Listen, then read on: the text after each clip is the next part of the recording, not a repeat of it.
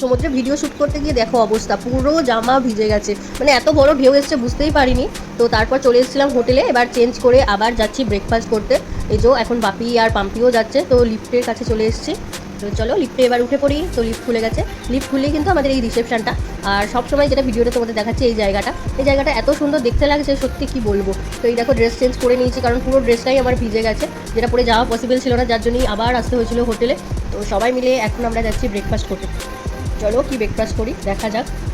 সারা রাত বৃষ্টি হয়েছে, তাই দেখো রাস্তার অবস্থা। কি ভাগ্য ভালো যে মানে সকাল থেকে বৃষ্টিটা হয়নি, তাহলে হয়তো ঘুরতেই পারতাম না একদম। তো এখানে দেখো সবাই পুরি নিয়েছে, কিন্তু আমি আর বরমশাই নিয়েছিলাম ইডলি, যেটা হেলথের পক্ষে খুবই হেলদি। তো এখানে ইডলিটা কিন্তু খেতে খুবই সুন্দর ছিল। আর তারপর বিচে একটুখানি ঘুরতে চলে গেছিলাম, কারণ হচ্ছে বিচে তো সবসময়ই যেতে ইচ্ছা করছে, অলওয়েজ সবসময়ই ভালো লাগে। পাহাড়ের থেকে আমার সমুদ্রই ফেভারিট। তো সমুদ্রে কাছে এসছে যখনই মার্কেটের মধ্যে যাচ্ছি না কেন, বিচে একবার করে ঘুরে নিচ্ছি। তো হাঁটতে হাঁটতে ঘুরতে ঘুরতে এবার চলে এলাম বাড়ি। এবার রেডি হয়ে নিচ্ছি, রেডি হয়ে যাবো স্নান করতে। তো স্নান করতে তো আর ফোন নিয়ে যাবো না।